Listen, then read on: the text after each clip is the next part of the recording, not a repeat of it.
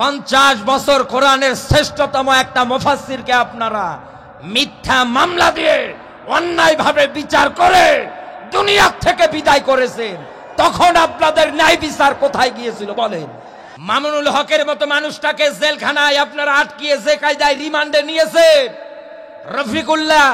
রফিকুল ইসলাম মাদানির মতো মানুষটাকে হাতির ঝিলে নিয়ে গিয়ে উলঙ্গ করেছে, তখন আপনাদের ন্যায় বিচারের কথা কোথায় ছিল? আমার তো মন বলে এখন কারাগারগুলোতে যারা আটক, এই জুনায়েদ আহমেদ পলক থেকে শুরু করে ব্যারিস্টার সুমন থেকে শুরু করে সালমান এফ রহমান থেকে শুরু করে যারা জেলখানায় বন্দী, সবাই কিন্তু কোনো না কোনো মামলায় জড়িত। হ্যাঁ, কথা বলে।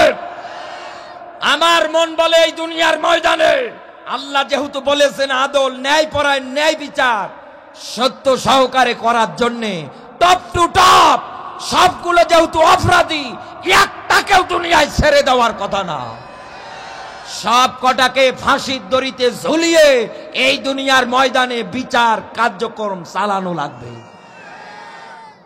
কিন্তু তাকান আপনি, কত মানুষ আজ পর্যন্ত ওদের সাফাই গায়, আজ পর্যন্ত ওদের নিয়ে কথা বলে, এরকম মানুষ নেই? নেই নেই। দেখেন ভাই, ওরা অপরাধ করে যা গুনাহগার, আপনি যদি ওদেরকে সাপোর্ট করেন আপনি ওই রকম গুনাহগার। এজন্য বলছি সাবধান হয়ে যান, সতর্ক হয়ে যান। এদেশে এতদিনে যারা দুর্নীতি, চিটারি, বাটপারি করেছে তাদের দিন শেষ। সামনে আল কোরআনের বাংলাদেশ, সামনে সত্য এবং ন্যায় বিচারের বাংলাদেশ। কোন জালেমকে সামনে ক্ষমতার চেয়ারে বসতে দেওয়া হবে না। এই মতের পক্ষে রাজি কারা দেখি? লিল্লাহে তাকবীর, লিল্লাহে তাকবীর। আল্লাহ যেন আমাদের সাওয়াটা কবুল করে, বলেন আমিন। আরো জোরে বলেন আমিন। এতদিনে আপনি বিচারের নামে যা দেখেছেন, 3টা চোর একটা এলাকায় চুরি করতে গিয়ে ধরা পড়েছে। রাতের বেলা চেয়ারম্যান সাহেবের কাছে ফোন, যে ইউনিয়নের মধ্যে চোর ধরা পড়েছে আপনি তাড়াতাড়ি একটু আসবেন, যেহেতু দায়িত্ববান মানুষ। আর রাসূলের হাদিস, কুল্লুকুম রাঈন, তোমরা প্রত্যেকটা মানুষ দায়িত্বশীল, আর কিয়ামতে দায়িত্ব পালনের ব্যাপারে আল্লাহ জিজ্ঞাসা করবে। দায়িত্ব নেওয়া বড় কথা না, পালন করাটা সবচাইতে বড় বিষয়। অথবা আল্লাহ যেদিন ধরবে না, বাটাম ফাটাবে। দায়িত্ব পাওয়ার জন্য আপনি একেবারে উঠে পড়ে লেগেছেন, অথচ দায়িত্ব পাওয়ার পরে আপনার আর কোনো খবর থাকে না। সাহাবীর দিকে তাকান, দায়িত্ব পাওয়ার পরে তারা চোখ থেকে পানি ঝরায়, ভয় করে। মানুষ যদি একটা না খেয়ে থাকে, কিয়ামতের দিন আমাকে হিসাব দেওয়া লাগবে। আর আপনারা দায়িত্ব নেওয়ার জন্য উঠে পড়ে লাগেন। কত গরিব দুঃখী মানুষের একটা জন্ম নিবন্ধন কার্ড বানাতে গেলে 10,000 20,000 টাকা আছে, বসে থাকে। কত মানুষ বলে হায় আফসোস, সন্তান জন্ম দিতে যতটা কষ্ট হয় না, জন্ম নিবন্ধন বানাতে তার চেয়ে বেশি কষ্ট হয়। আমার কথা ঠিক আছে ভাই? ঠিক আছে নাকি রাগ হচ্ছে? তো উনি গিয়েছে, যাওয়ার পরে মোবাইলের টর্চ লাইট বের করে সুন্দর করে তাকিয়ে দেখছে, সর্বনাশ, গাছের সঙ্গে যাদের বেঁধে রেখেছে, একটা ওর মামাতো ভাই, একটা খালাতো ভাই, আর একটা ফুফুতো ভাই। চেয়ারম্যান সাহেব এক পা সামনে বাড়ায় আর এক পা পিছনে দেয়। চিন্তা করে এই জায়গায় যদি এখন একবার আমারে ভাই বলে ডাক দেয়, আমার যা আছে সব শেষ হয়ে যাবে। আগামীতে আর চেয়ারে বসার মতো অবস্থা আমার থাকবে না। ডাক দিয়ে বলছে, ঠিক আছে, এদের কি ধরার পরে উত্তম মাধ্যম দিয়েছেন? বলে হ্যাঁ, আচ্ছা, পিটন পিটিয়েছে। আচ্ছা, 3টারে আমার হাতে দেন, আমি কথা দিলাম অবশ্যই ন্যায় বিচার করব। কোন চেয়ারম্যান গিয়ে যদি এই কথা বলে, তার কথা কি রাখবে না? হ্যাঁ। ডাক দিয়ে বলছে, ঠিক আছে, আপনি নিয়ে যান, যেহেতু কথা দিয়েছেন আপনি ন্যায় বিচার করবেন, আমরা আশাবাদী আপনার কাছে। বলছে কোনো অসুবিধা নেই। বাড়ি আনার পরে 3টারে ট্রিটমেন্ট করে বলছে, দেখ, আমি মানুষের কথা দিয়েছি, তোদের বিচার কার্য আমার করা লাগবে। তোরা যে কাজটা করেছিস এতে আমার রাগ আছে। 3জনে 3টা আমার জন্য মন মতো ফল নিয়ে আসবি, খাওয়ার পরে যদি আমার রাগ কমে তোদের রায়ও ভালো হবে, কোনো অসুবিধা নেই। একজন একটা আম নিয়ে গিয়ে দিয়েছে, চেয়ারম্যান আম খাওয়ার পরে তাকিয়ে দেখছে আমে মাত্র একটা আঁঠি, ডাক দিয়ে বলে তোর 1 মাস এসছে। দ্বিতীয় নাম্বার ব্যক্তিটা এবার আপেল দিস, বলছে 1 মাস তো কোনো ব্যাপার না, আপেলের মধ্যে 4টা বিচি থাকে, এটা আমরা সবাই জানি। এক কথা বলে না কেন, ছোট ছোট না? বলতে তো 4 মাস। আমওয়ালা আর আপেলওয়ালা মামা তো ভাই আর খালা তো ভাই গলা ধরে কাঁদছে, কি গো বিচার পছন্দ হয় না? বলে আপনার মাথার স্ক্রু কি গেছে না আছে? কেন? তোমার 1 মাস দিলাম, ওর 4 মাস দিলাম, এর সে সস্তা বিচার আর কে করবে? পাবলিকের হাতে পড়েছিলে না, আমি না গেলে পিটিয়ে তো আরো ভুঁড়ি ফাটিয়ে ফেলতো। বলতে রাখেন আপনার ফতোয়া, রাখেন আপনার বিচার। আপনি জ্বলন্ত চোখ দিয়ে দেখতে পাচ্ছেন আপনার ফুফতো ভাইটা মাথার মধ্যে তরমুজ নিয়ে আসে, একটা বারো কি বিপদ আপনার মাথার মধ্যে কথাটা যায় না যে এই তরমুজে কি পরিমাণ বিচি থাকতে পারে? এই বিসি অনুযায়ী যদি আপনি রায় দেন, এ বেটা কি কোনোদিন জেল থেকে বের হয়ে আসতে পারবে? এত জেলে পচে মরা লাগবে। দেখা যাবে মারা গেলেও আরো জেল খাটার মতো একটা পর্যায় থেকে যাবে। এ রায় আমাদের মানি না। এ রায় হইলো, এ বিচার হইলো। এই বাংলাদেশে আপনি এতদিনে এইটাই তাকিয়ে দেখেছেন, বিচারের নামে তারা তামাশা তৈরি করে ফেলেছে। অথচ আল্লাহ বলেন ইয়াকুলুনা হাল্লানা মিনাল আমরি মিন শাইইন কুল ইন্নাল আমরা কুল্লাহু লিল্লাহ। নবী আইন বানানোর ক্ষমতা অধিকার দুনিয়ার কারো হাতে আমি আল্লাহ দেই নাই, এটা আমার নিজের হাতে আমি রেখেছি। সে আইনগুলোই আমি আল্লাহ বানিয়ে দিয়েছি। দুনিয়ায় কেউ যদি অন্যায় ভাবে কাউকে হত্যা করে, হত্যার বদলে বাংলার মাটিতে হত্যার বিচার হবে। একটা জালেমকেও বাংলার মাটিতে ছাড় দেওয়ার কথা নেই। আমরা কি এই বিশ্বাসে আছি? আছি? এটা কি আমরা চাই? চাই জন্যই তো আমি ব্যাখ্যাটা ধরেছি। আর আল্লাহ বলেছেন এই দুনিয়ার ময়দানে আমার কোরআন এসেছে, মানুষের তৈরি করা এরকম যত অবিচার আছে সবগুলোকে মাটি থেকে উকড়িয়ে ফেলে এই দুনিয়ার ময়দানে সত্য এবং ন্যায় বিচার কায়েম করার জন্য। এজন্য আগামীতে আপনি যদি ন্যায় বিচার কায়েম করতে চান, এদেশে আমরা এই রংপুরের চাচা ইরশাদের শাসন দেখেছি, 2 বুবুর শাসন দেখেছি, একটা মাত্র শাসন আমরা দেখি নাই, সেটাই আল্লাহর কোরআনে। আমরা আগামীতে এটা দেখার জন্য রাজি আছি তো? রংপুরবাসী আল্লাহ রাব্বুল আলামিন কোরআনে কারিমের মধ্যে চমৎকার করে যে ব্যাখ্যা বিশ্লেষণ গুলো আপনার আমার জন্য নোট করে দিয়েছেন, আপনি একটা বার শুধু বাস্তবতায় মিলিয়ে দেখেন। এই দুনিয়ার ময়দানে আমরা যদি এগুলো মানতে পারতাম 100-এ 100, কোনদিন এই দুনিয়ায় কোনো বিশৃঙ্খলা হতো না। এই দুনিয়ায় আপনি কোনদিন কোনোভাবে কোনো জায়গার মধ্যে মারামারি দেখতে পেতেন না। আমরা আল্লাহর কোরআন থেকে দূরে থাকার কারণে, ইসলামী নিয়ম নীতি থেকে দূরে থাকার কারণে সবচাইতে বেশি মার খাচ্ছি, নির্যাতনের শিকার হচ্ছি। অথচ আল্লাহ ডাক দিয়ে বলেন, হে নবী, আমি আপনার উপর যে কিতাব নাজিল করে দিয়েছি, এই কিতাব এই দুনিয়ার ময়দানে আপনি পাওয়ার পরে মার খাবেন, নির্যাতনের শিকার হবেন। আপনি দুনিয়ায় না খেয়ে থাকবেন, নিচে পড়ে থাকবেন, এই জন্যে না। আমি আল্লাহ কোরআন আপনাকে দিয়েছি দুনিয়ায় আপনার সম্মান বাড়ানোর জন্য। বিদায় হজ্জের ভাষণে আল্লাহর নবী এই জন্যই বলেছিলেন, আমি তোমাদের মাঝে 2টা জিনিস রেখে যাচ্ছি। 1 নম্বরে কিতাবুল্লাহ। কিতাব বলতে আল্লাহর নবী এই কিতাবকে বুঝিয়েছেন, কারণ দুনিয়ায় যত নবী রাসূল এসেছিলেন তারা দুনিয়া থেকে বিদায় নেওয়ার পরে তাদের যে মুজিজাগুলো ছিল সবগুলোই দুনিয়া থেকে বিদায় নিয়েছে। কিন্তু আপনার আমার নবী, বিশ্ব নবী জনাবে মুহাম্মাদুর রাসূলুল্লাহ সাল্লাল্লাহু আলাইহি ওয়াসাল্লামের মুজিজা আছে না নাই? রাসূল এই জন্য ডাক দিয়ে বলে গিয়েছেন, আমি রেখে যাচ্ছি কিতাব। দ্বিতীয়ত আমার সুন্নাহ মোবারক।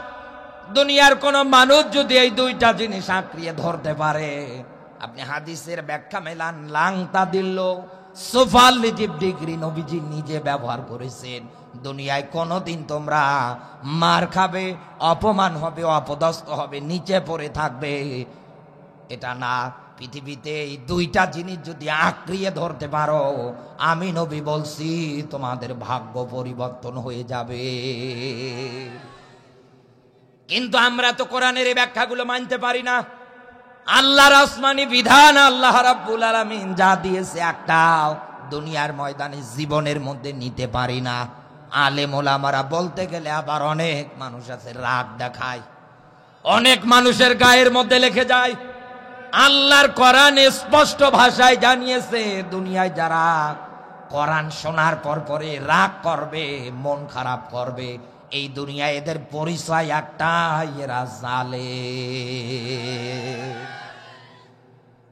কিন্তু আমি যেটা তাকিয়ে দেখতে পাচ্ছি, আপনি তো মুসলমান দাবি করেন, আপনার বাপ দাদা 14 গোষ্ঠী যা আছে সবাই তো মুসলিম পরিচয় বহন করে, এরপরেও কেন কোরআনের বাস্তব ব্যাখ্যা শোনার পর পরে আপনার রাগ হয়? দুনিয়ায় আপনি তো ইমানদারও নিজেকে পরিচয় দেন, আর ইমানদারের পরিচয় আপনি যেহেতু দেন, মাথার মধ্যে যেহেতু টুপি, মুখে যেহেতু দাড়ি, গায়ের মধ্যে রসুলের যেহেতু সুন্নাতি পোশাক, রংপুরবাসী সেই হিসাব অনুসারে কোরআন শোনার পর পরে আল্লাহর আয়াত যেটা জানিয়েছে ওয়াযিকরা লিল মুমিনিন, এই কোরআন তো মুমিনদের জন্য শেফাকারে কাজ করবে। এই কোরআনের ব্যাখ্যা হলে পরে তাদের অন্তরে আনন্দ লাগবে, তৃপ্তি লাগবে, মজা লাগবে। কিন্তু আপনি তাকিয়ে দেখেন, এই দেশে কোরআনের হক কথা বললেই পরে একদল মানুষ আছে বলে আমারই বলল, এই কথা বলে, অথচ ওনার সঙ্গে আমার জীবনও দেখা নেই, ওনার আমি চিনিই না। উনি নিজে মাইন্ড করে বসে থাকে আর ডাক দিয়ে বলে ইনি শুধু আমাদের গালায়। কোরআন বিরোধী যদি কাজ করেন গালি খাবেন না তো দুলাভাই বলে ডাকবো। এই জন্য আপনি সাবধান হয়ে যান।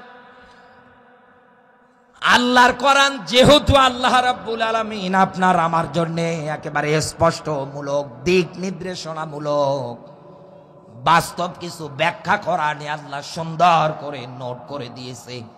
ব্যক্তি, পরিবার, সমাজ, রাজনীতি, অর্থনীতি যা কিছু আছে সব যদি আপনি চালাতে চান, অবশ্যই কোরআনের নিয়ম নীতি মেনটেন করেই চালানো লাগবে। যেহেতু এই জায়গায় আমরা উপস্থিত, আল্লাহর কোরআনও যেহেতু স্পষ্ট, এরকম একটা স্পষ্ট ব্যাখ্যার দিকে এইবার আমরা ধাবিত হচ্ছি।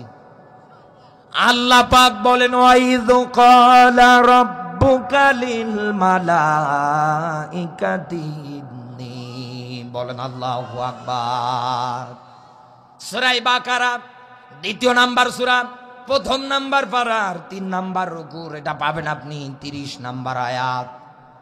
আল্লাহ বলেন, ওয়াইয, স্মরণ করো, ক্বালা, এখানে কলার ফাইল যিনি, তিনি কে? কাদেরকে বলছেন? মালাইকা। শব্দটা এই জায়গায় বহু বছর আল্লাহর যত ফেরেশতা আছে আল্লাহ সবাইকে এক জায়গায় করে ডাক দিয়ে বলতেছে, অবশ্যই আমি দুনিয়ায় খলিফা, প্রতিনিধি পাঠাবো। তথা আমাদের ব্যাপারে আল্লাহ ফেরেশতাদের কাছে বললে, এই আয়াতের ব্যাখ্যায় যাওয়ার আগে আমি আপনাকে একটা মেসেজ দিচ্ছি।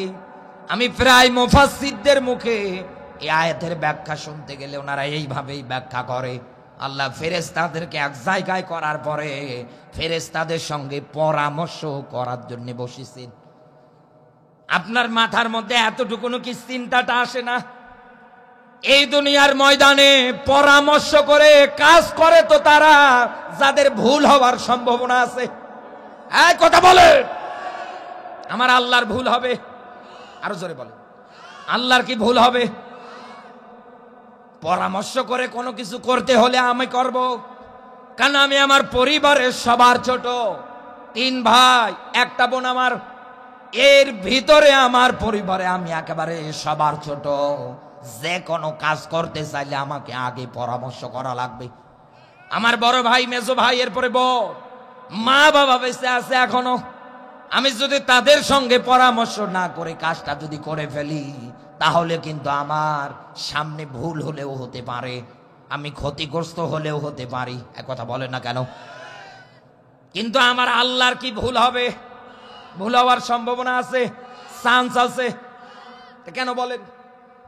আল্লাহ বলেন আমি সিদ্ধান্ত নিয়েই নিয়েছি এই দুনিয়ার ময়দানে খলিফা প্রতিনিধি পাঠাবো। এই জন্য আল্লাহ ইন্নী অবশ্যই ডাক দিয়ে বলেছেন আমি পাঠাবোই। ফেরেশতারা এবার ব্যাখ্যা শোনার পরে ডাক দিয়ে বলছে আল্লাহ তুমি দুনিয়ায় যাদেরকে পাঠাতে চাও ওরা দুনিয়ায় যাওয়ার পরে এক নাম্বারে ওরা বলেছিল ওরা মারামারি করবে, রক্তপাত করবে, ফিতনা ফাসাদ তৈরি করবে, ওরা নিজেরাই নিজেদের মধ্যে দাঙ্গা হাঙ্গামা তৈরি করবে।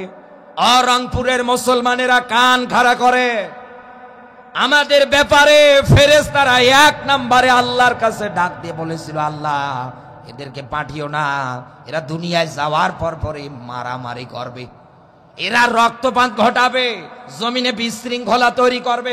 কথা বলুন, সেই হিসাব অনুসারে আয়াতের বাস্তব ব্যাখ্যা এবার জীবনে মেলান। এই দেশের মধ্যে কোন গরু, কোন ছাগল, কোন দিন কোন কিছুকে মেরে 10 টুকরো করে রাস্তায় ফালিয়ে রাখে না, বিভিন্ন মাঠ খাল বিলের মধ্যে ডুবিয়ে রাখে না। যারা মারছে এইভাবে আপনি তাকিয়ে দেখেন সবাই কিন্তু মানুষ। ফেরেশতারা যে আমাদের ব্যাপারে কথাটা বলেছেন এটা তো মেলে, গুলো তো আমরাই তৈরি করি। একাধারে এই দুনিয়ার ময়দানে যত ঝামেলা বিশৃঙ্খলা সবগুলোই তো আমরাই তৈরি করি। মাঝে মাঝে বিনা কারণে হরতাল দেই, কথা বলে না কেন?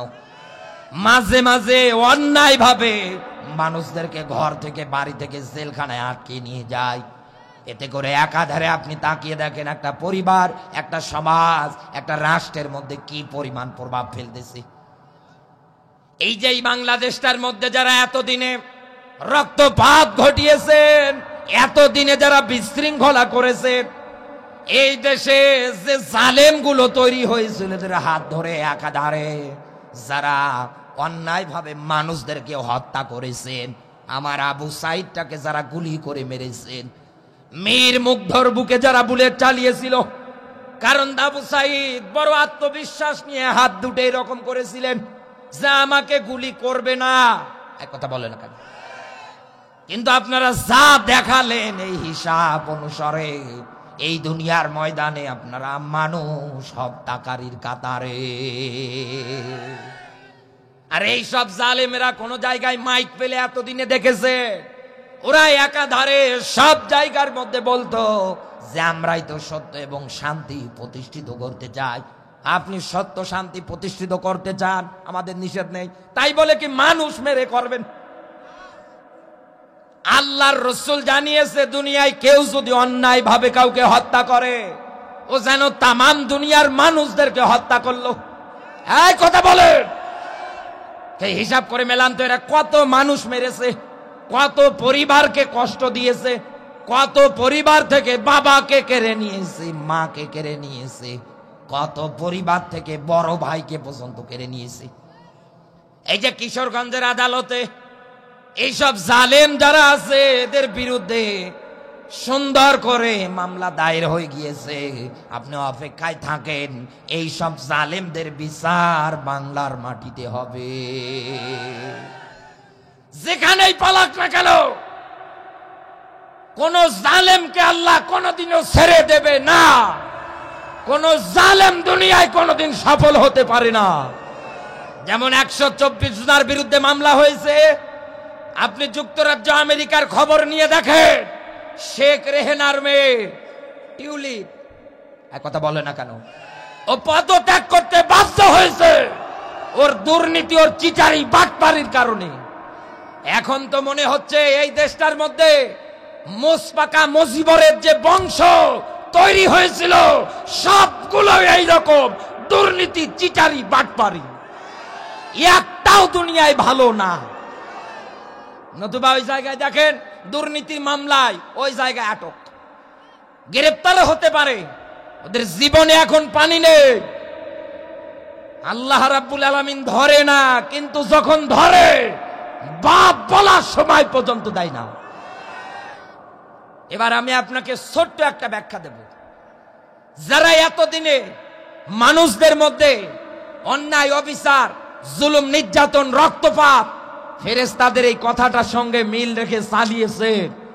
জায়নামাজ এখন নিয়ে বলেন আমি ভালো হয়ে গিয়েছি, আমি মসজিদে এখন 5 ওয়াক্ত নামাজ পড়ি, আমি আর ওদের সঙ্গে নেই। এতদিনে যারা মানুষ হত্যা করে এখন এসে এই কথা বলে। আমি একটা ছোট্ট আয়াত বলছি আপনাকে শুধু বোঝানোর জন্য। আপনারা কি বিরক্ত হচ্ছেন?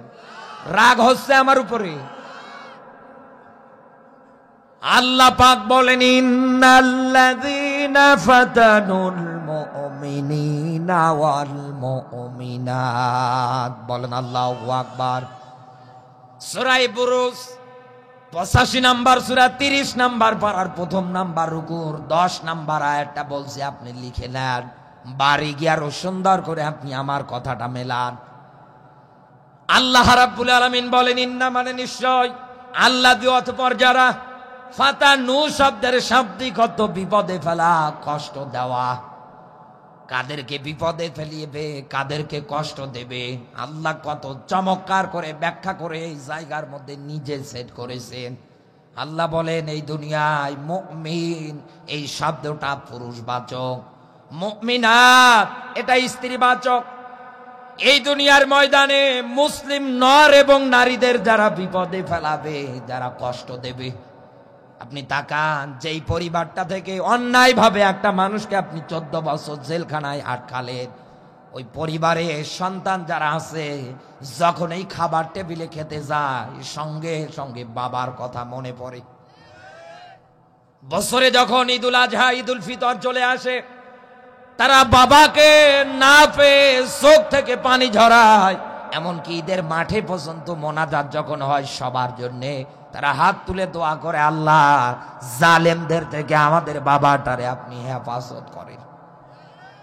এই যে পরিবারের মধ্যে এত দিনে এইভাবে যারা মানুষদের চোখের পানিগুলো ফেলিয়েছে, আর এখন এসে বলছেন আমরা বিশাল বড় আল্লাহর ওলি, জায়নামাজ আর তাসবিহ ছাড়া কোনো কিছু বুঝছি না। আমি আপনাকে ব্যাখ্যা দিচ্ছি, এবার মেলান। আল্লাহ পাক বলেন সুম্মা লাম ইয়াতুবু ফালাহুমা আযাবু জাহান্নাম। শেষের ব্যাখ্যাটা আপনি মেলান, আল্লাহ দিয়েছে হারিক, একেবারে যন্ত্রণাদায়ক কঠিনতম আযাব দেবে এই মানুষগুলোকে জাহান্নামে। লা ইয়ামুতু ফিহা ওয়ালা ইয়াহইয়া, জাহান্নামে যারা যাবে ওরা মরবেও না বাঁচবেও না, মরা বাঁচার মধ্যবর্তী স্থানে রাখবে কে? সবাইকে বলা লাগবে। এই রকম একটা জায়গার মধ্যে আল্লাহ তাদেরকে রাখবে, একেবারে কঠিনতম আযাব দেবে। কারণ দুনিয়ায় তারা তাদের পাপের ফলগুলো কিয়ামতের ময়দানে একেবারে আল্লাহ প্রাপ্য ভাবে তাদেরকে বসিয়ে দেবে। আল্লাহ কারো উপরে চুল পরিমাণ জুলুম করবে না। যে যেমন অপরাধ করবে তাকে ওই পরিমাণে শাস্তি ভোগ করা লাগবে। কুল্লু নাফসিম বিমা কাসাবাত রহিনা, যেমন কর্ম হবে তেমন ফল হবে। এক কথা বলে না কেন? কামা তাদিনু তুদান, আরবি প্রবাদ, যেমন কর্ম তেমন ফল। আমি আপনাকে এই জায়গার মধ্যে একটা বিষয় বোঝাবো এবার। আল্লাহ রাব্বুল আলামিন জাহান্নামের ব্যাখ্যা দেওয়ার আগে একটা শব্দ এই জায়গার মধ্যে বসিয়েছেন, সুম্মা লাম ইয়াতুবু। এই মানুষগুলো দুনিয়ায় যদি তাওবাবিহীন অবস্থায় মারা যায়, এই যে আমার ওস্তাদ আপনাদের মাঝে সূরা ফুরকানের ৭০ নাম্বার আয়াত থেকে ব্যাখ্যা করতেছিলেন, আমি রুমে শুয়ে শুয়ে ওনার কথাগুলো শুনতেছিলাম। উনি জ্ঞানগর্ভ আলোচনা করতেছিলেন। তিনার ব্যাখ্যা যেটা ছিল, দুনিয়ার ময়দানে ঈমান আনার পরে এই দুনিয়ায় যারা আমলে সলে করে, ভালো কাজ করে, তথা ইসলামের পথে যারা ফিরে আসে, আমার আল্লাহ এই মানুষগুলোর অতীত জীবনের যত গুনাহ আছে সবগুলোকে নেকি দিয়ে বদল করে দেয়। কথা কার? আরো জোরে বলেন। এই যে তাওবার ব্যাখ্যাটা এতক্ষণ যাবত উনি দিয়েছিলেন, আমিও এই জায়গার মধ্যে আপনাকে তাওবার ব্যাখ্যাটার দিকে ইঙ্গিত দেবই, কিন্তু এই জায়গায় একটু ভিন্ন ভাবে আপনার মাথার মধ্যে ঢোকাবো। কারণ আয়াতের ব্যাখ্যাটাই ভিন্ন। আল্লাহর ব্যাখ্যা, এই দুনিয়ার ময়দানে ও যদি তাওবাবিহীন অবস্থায় মারা যায়। কথা কার? আরো জোরে বলেন। এখন আপনি তাওবা বলতে কি বোঝেন? কত মানুষ এই দুনিয়ার ময়দানে আছে, একাধারে আপনি তাকিয়ে দেখেন হাজারো অপরাধ করার পর পরে জায়নামাজ বগলের নিচে নিয়ে 2 রাকাত নামাজ আদায় করার পর পরে হাত তুলে মোনাজাত করে ডাক দিয়ে বলে, আল্লাহ তুমি আমারে মাফ করে দাও। চোখ থেকে পানি ঝরায়। বাড়ির মধ্যে হুজুর নিয়ে গিয়ে মিলাদ পড়াচ্ছে, ডাক দিয়ে বলছে, হুজুর একটু দোয়া করেন আমার বাপ দাদা 14 গোষ্ঠীর জন্যে। হুজুরও গিয়ে দোয়া করছে, চোখ থেকে টপ টপ টপ টপ করে পানি ঝরাচ্ছে। আপনি তাকিয়ে দেখেন পরের দিনে তারপরেও সুদের মতো গুনাহ ছাড়তে পারে না। আপনি তাকান, এরপরেও মানুষ হত্যা থেকে দূরে থাকতে পারে না, এরপরেও মানুষদের উপরে জুলুম নির্যাতন থেকে দূরে থাকতে পারে না। তাওবা কিন্তু এই তাওবা না। কারণ দুনিয়ায় কেউ যদি তাওবা করতে চায় ওকে 3টা নিয়ম নীতি মেনটেন করা লাগবে। 1 নম্বরে অপরাধগুলো স্বীকার হবে কার কাছে? আরো জোরে বলে। আমি তো এইটাই এবার বোঝাবো আপনাকে। কারণ দুনিয়ায় যদি আপনি নামাজ না পড়েন, রোজা না রাখেন, হজ যদি আপনি সম্পদশালী হওয়ার পরেও না করেন, যাকাত যদি আপনি আদায় না করেন, এগুলো তো আল্লাহর হক, হাক্কুল্লাহ যেগুলোকে বলা হয়। কিয়ামতের ময়দানে এই রংপুর গঙ্গাচড়ার মানুষগুলোকে আল্লাহ যদি মাফ করে দেয়, আমার আল্লাহর কি কারো কাছে কৈফিয়ত দেয়া লাগবে? কারো কাছে জবাব দেওয়া লাগবে? আল্লাহ পাক বলেন, ইয়াউমা লা তামলিকু নাফসুন লিনাফসিন শাইআ ওয়াল আমরু ইয়াউমা ইযিল লিল্লাহ। সূরা ইনফিতর 82 নম্বর সূরা 30 নম্বর পারার এটা পাবেন আপনি একেবারে শেষের আয়াতের ব্যাখ্যায়। আল্লাহ পাক বলেন, কিয়ামতের ময়দান এমন একটা ময়দান, কারো কোনো কর্তৃত্ব, নেতৃত্ব, পাওয়ারগিরি, নেতাগিরি, সামসাগিরি কিছু চলবে না।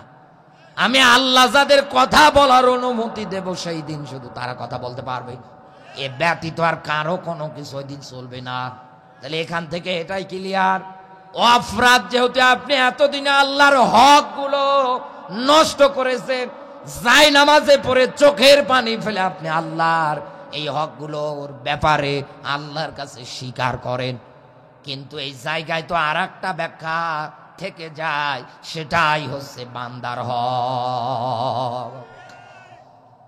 আপনি তাকান, অপরাধ যার কাছে হবে মাপ চাওয়া লাগবে তার কাছে। আপনি আল্লাহর হকগুলো এতদিন নষ্ট করেছেন, আল্লাহর কাছে মাপ চাইলেন, আল্লাহ বলেন আমি মাফ করে দিলাম। এ ব্যাপারে কারো কাছে, তোকে যে মাফ করলাম এই ব্যাপারে কারো কাছে কোনোদিন কৈফিয়ত দেয়া লাগবে না, কোনো জবাবদিহিতাও করা লাগবে না। কিন্তু আর একটা হক তো আছে, হাক্কুল ইবাদ, সেটা বান্দার হক। এই দুনিয়ায় যদি আপনি অন্যায় ভাবে কারো জীবন থেকে 14 বছর কেড়ে নেন, কারো জীবন থেকে যদি 10 বছর কেড়ে নেন, কারো জীবনটা যদি আপনি অকারণে নষ্ট করে দেন, এই 14 বছরে স্ত্রীর সন্তানের হক ছিল, মা বাবার হক ছিল, পাড়া প্রতিবেশীর হক ছিল, এলাকার মানুষগুলোর হক ছিল, দেশের মানুষের হক ছিল, একটাও তো আপনি আদায় করতে দিলেন না। এটা তো বান্দার হক। বান্দা যতক্ষণ মাফ করবে না ততক্ষণ আমার আল্লাহ মাফ করবে না। এই জন্যই তো আল্লাহর এই ব্যাখ্যাটাই জায়গায় আল্লাহ এটাই বুঝিয়েছে, এই দুনিয়ার ময়দানে অনেক মানুষ আছে সমাজের মধ্যে, রাষ্ট্রের মধ্যে রক্তপাত ঘটাবে, বিশৃঙ্খলা তৈরি করবে, এটার মাধ্যমে মানুষদের হক গুলো কেড়ে নেবে। দুনিয়ার ময়দানে বান্দার হক কেউ যদি কেড়ে নেয়, ওই বান্দার কাছে গিয়ে মাফ চাওয়া লাগবে। ওই বান্দা যদি মাফ না করে আমার আল্লাহ কোনোদিন মাফ করবে না। এই জায়গায় কত বাবা বসে আছে, মেয়েকে বিয়ে দেওয়ার সময়ে যৌতুকের টাকা দিয়ে মেয়ে বিয়ে দিয়ে দেন, সম্পদের ভাগাভাগি যখন আপনি একাধারে করতেছেন, মেয়ের নামে কিছু দেন না। ওকে তো বিয়ে দেওয়ার সময় দিয়েছি, এখন আবার নতুন করে কি দেওয়া লাগবে? কিছু দেব না ওরে, আমার একটা মাত্র ছেলে, ওকে সব আমি লিখে দেব যাতে ও ভালোভাবে দুনিয়ায় চলতে পারে। শেষে আপনি মেয়ের হকটা পর্যন্ত ছেলের তালিকায় দিয়ে দিলেন। আপনি দুনিয়ার থেকে বিদায় নিয়ে চলে গেলেন, আপনার এই মেয়ের স্বামীটা তথা আপনার জামাই ওকে ডাক দিয়ে বলে, যাও তোমার ভাইয়ের বাড়িতে 2 লাখ টাকা নিয়ে আসো, আমি একটু ব্যবসা করব। বলছে আমি পারবো না। কি পারবে না মানে? তোমারে যাওয়াই লাগবে, টাকা যদি না আনতে পারো বাড়ি ঢুকতে পারবে না। এই রকম স্বামী মনে হয় বাংলাদেশে নেই। সেদিন ইন্টারনেটে একটা ভিডিও দেখতেছিলাম আমি, একজন মানুষ জনসম্মুখে তার স্ত্রীর গায়ে এত জোরে আঘাত করতেছে। আরে ভাই, বউ মারেন তবে মারার মতো মারেন, শাসন করবেন তো করেন, তাই কি ছেলে মেয়েদের সামনে? ইনি জনসম্মুখে বউ পেটাচ্ছে। মেয়েটা না হয় যতই অপরাধী হোক না কেন, সব কিছু বিসর্জন দিয়ে আপনার বাড়ির মধ্যে চলে আসে। মা বাবার মায়া, মহাব্বত, ভালোবাসা, বোনদের ভালোবাসা, সব কিছু একাধারে ত্যাগ করে আপনার ঘরে এসে সংসার করার জন্যে। আর আপনি তরকারিতে একটু লবণ বেশি হলেও ধরে পিটান। আল্লাহর কাছে জবাব দেওয়া লাগবে। বউকে মেরে বউয়ের সঙ্গে খারাপ আচরণ আপনি একাধারে এতদিনে করতেছেন।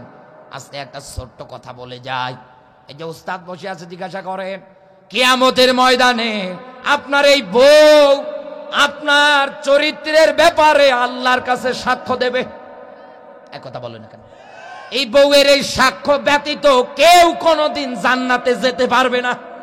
কেন? আপনি কত বড় হুজুর, আপনার ঘরের বউ ভালো জানে। আপনি সুযোগ পেলেই বলেন এই করব ওই করব। দুনিয়ার মানুষ না জানলেও ঘরের বউ ঠিকই জানে। এক কথা বলেন না কেন? জানে না? আপনি কত বড় নেতা, আপনার বউ কিন্তু ভালো জানে। একটা গল্প বলছি আপনাকে এবার। এক নেতা ইসলামের বিরুদ্ধে একটা গণজাগরণ মঞ্চ তৈরি করে বড়ই লাফালাফি করতেছিল ওই জায়গায়। ও একাধারে লাফাচ্ছে ইসলামের বিরুদ্ধে এবং বলতেছে সমান অধিকার চাই, সমান অধিকার চাই। সামনে কিছু মেয়েদের দাঁড় করিয়ে ওদের হাতের মধ্যে ব্যানার পর্যন্ত ধরিয়ে দিয়েছে। ওই জায়গায় লেখা পর্যন্ত আছে মেয়েদের সমান অধিকার দেওয়া লাগবে। এই ব্যাপারে বক্তৃতা দিচ্ছে ওই জায়গায় প্রধান অতিথি হিসাবে। এত পরিমাণে লাফিয়েছে, শরীরটা গরম হয়ে গেছে। বাড়িতে আসার পরে বিকেল হতে না হতেই ওর গায়ের তাপমাত্রা বাড়তেছে তথা শরীরটায় জ্বর জ্বর অনুভব হচ্ছে। ডাক্তারের কাছে গিয়েছে। ডাক্তার সাহেব দেখার পরে টেস্ট দিয়েছে, প্রসাব, পায়খানা, আরো যা কিছু করা লাগে সবগুলো দিয়েছে। প্রথম দিন ওই জায়গায় পরীক্ষা করেছে, কোনো কিছু ধরা পড়ে নাই। ও যার 2 দিন পরে আবার নিয়ে আসবেন, দেখি আবার একটু টেস্ট করে দেখবো। তো আপনি নেতা মানুষ, অকালে যদি আবার মরে যান, ছাতা রাজনীতির 12টা বেজে যাবে। চিন্তা করছে কোনো অসুবিধা নেই, প্রসাব করে ডাক্তারের কাছে নিয়ে আসবে, এই জন্য একটা পাত্রে সুন্দর করে রেখে দিয়েছে। ওর বউ রাতের বেলা ওটা ঝাড়ু দিতে গিয়ে ফালিয়ে দিয়েছে। চিন্তা করে অন্ধকারে দেখতেও পেলাম না, প্রসাব পড়ে গেল। এ বেটা তো একটু পরেই ডক্টরের কাছে যাবে। এখন যদি এই জায়গার মধ্যে এসে দেখে প্রসাব নেই, তখন তো আমার এমনি যা পেটায় আরো ডাবল পেটাবে। কি করা যায়? তাড়াতাড়ি করে নিজে মার খাওয়ার হাত থেকে বাঁচার জন্য নিজে প্রসাব করে রেখে দিয়েছি। ওটা 8টা 9টার দিকে রাতের বেলা ডক্টরের চেম্বারে নিয়ে গিয়েছে। পরীক্ষা নিরীক্ষা করার পরে 1 ঘন্টা পর রিপোর্ট এসেছে একটা। ডাক্তার একবার রিপোর্টের দিকে তাকায় আর একবার মুখের দিকে তাকায়। নেতা ডাক দিয়ে বলে, স্যার আমি কি বাঁচবো না?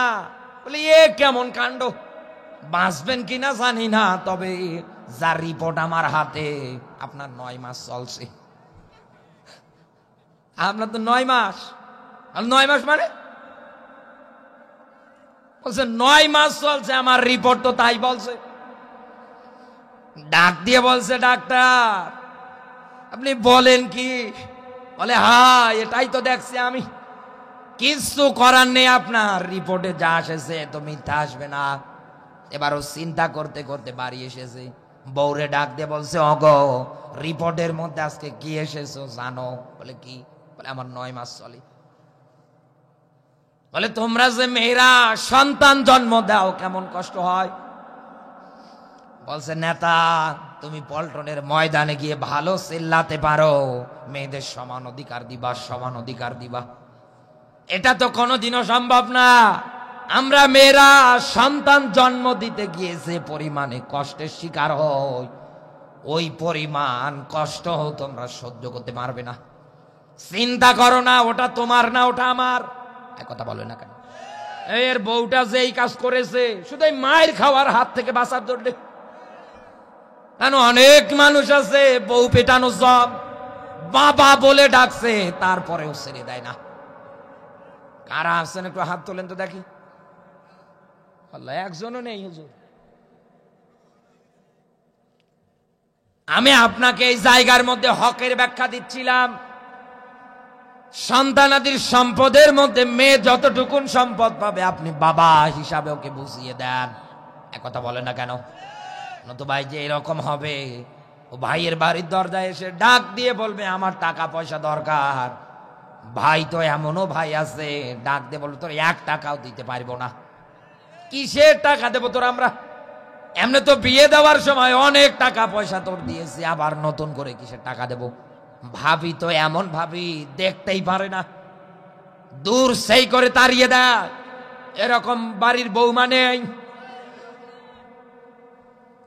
উপায় না পেয়ে শেষ পর্যন্ত এই মেয়েটা মা বাবার কবরস্থানের পাশে গিয়ে চোখ থেকে পানি ঝরায় আর ডাক দিয়ে বলে মার বাবা কি করে গেলে আমার সাথে? আমাকে যদি আমার প্রাপ্য যতটুকুন অধিকার হক এটা যদি আদায় করে দিয়ে যেতে, আজকে আমার স্বামী আমার কাছে যেমন টাকা চেয়েছে আমি সঙ্গে সঙ্গে বিক্রি করে হাতে দিতে পারতাম। এখন না পারি স্বামীর বাড়িতে যেতে, না পারি ভাইয়ের বাড়িতে যেতে। এই পরিস্থিতির শিকার হওয়ার পরে অনেক মেয়েরা নিজের জীবনটাকে আত্মহত্যা করে নষ্ট করে ফেলে। আপনি একটু খোঁজ নিয়ে দেখেন।